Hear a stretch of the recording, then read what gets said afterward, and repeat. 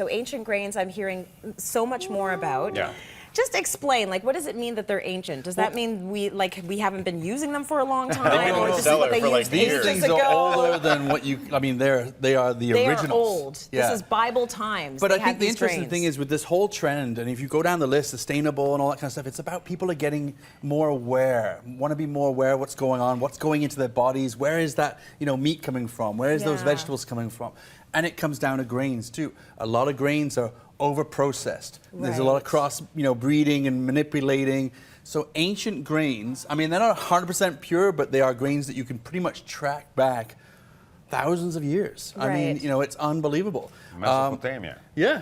Yeah, I mean, it's it, right? These were the ones they were eating. And I mean, what's so great about them is the flavor hasn't changed because they were so good. So they're just clean, fresh, flavorful grains. Okay, do you you've got different ones here. Yeah, and that's the thing is they're so different. I mean, the first one, millet, right? It almost looks like a little bit like a cornmeal or something like that. It almost looks like bird seed. Yeah, and I mean, you can see I've got the raw I used to and then feed the it to my cooked. canary. There you go, right? Well, and I mean, it is, birds do eat this kind of stuff, but yet birds are, they look pretty smart. good. Yeah, they're doing okay. I mean, They've been around a while.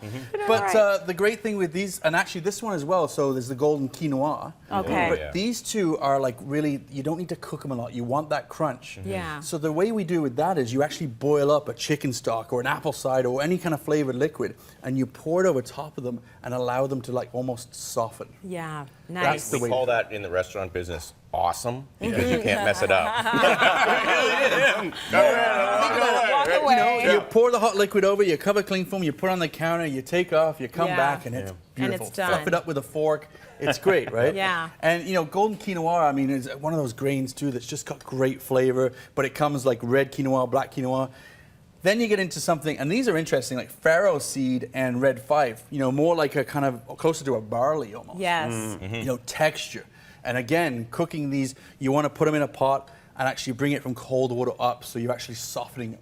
Anything that's got a hard grain like that, you throw it into hot water, the outside cooks and the center is not there, right? Yeah. So by the time the center's cooked, the outside's overcooked. Right. You put it in cold water and you bring it up, it gets a chance to kind of catch up. Good. Right? Okay. And then tip. what I love about the red fife too is it's actually named after a guy named David Fife, who actually originated this in 18-something in Peterborough. Oh, so they brought it to Canada in Peterborough. Yeah, I didn't know that. Oh, nice. So red Research. fife belongs to Unbelievable. us. Yeah, it's ours. Google's It's a good ours. thing. Canadian. So we want to make a salad with that. So what I've done is just simply taken some of this beautiful fife and I've cooked it down. And what I did was I took apple cider. Yum. Yeah. Chicken stock.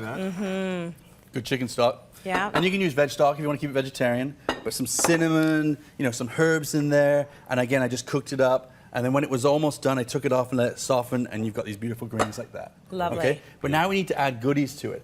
So the thing with these salads, you need some flavor. So Mazma, if you wouldn't mind, grab that blowtorch there. Yep. There we go. This is gonna get A little feta cheese. It's feta. Are you going to Feta's let good. me play with Yeah, fire? no, I love know. feta. Unbelievable. Feta needs a little I'm afraid bit of what's char. happening over there. Right? Get your goggles. So turn it so they can see, but you want to just burn it up a little. Shouldn't you put on a mask or some gloves? I don't know. But here's the great Is this thing. allowed? If you don't have a blowtorch, you get a big piece of feta, just throw it on your grill, make sure the grill's really hot, make sure the feta's really cold, Right. just char it. But char brings stuff to salads, and then you've got these red walnuts. I know, I gotta watch you. Some red walnuts in there. Oh, nice. Some nice grapes that I've just cut down, fresh grapes. Again, this is crazy bring an healthy. empty can? Keep that thing away from your mustache, Massimo. Swiss Come on. Get that insured. Don't burn it. Don't let it go on. touch that. Swiss chard. It's at the markets right now. this. So what I've done is taken the stems, Whoop, chop you're getting those up, put them in there, right? Nice and crunchy, not Nice. blanched. Everything's raw. Leaves in This there. is so good for You know, you. There we go. Like fiber extraordinaire. Fresh oregano right from my garden. Yeah.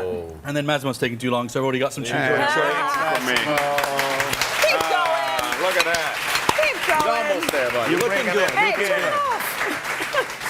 off. And then we got Getting a little wild now. Dijon mustard, white wine good. vinegar, a little bit of olive oil, nice simple dressing. nice. And that is a really flavorful salad. Gorgeous. If you really want to, you don't have to. You could throw a little bit of bacon in there, but but I just think what's great about it is those What is the grains. bacon?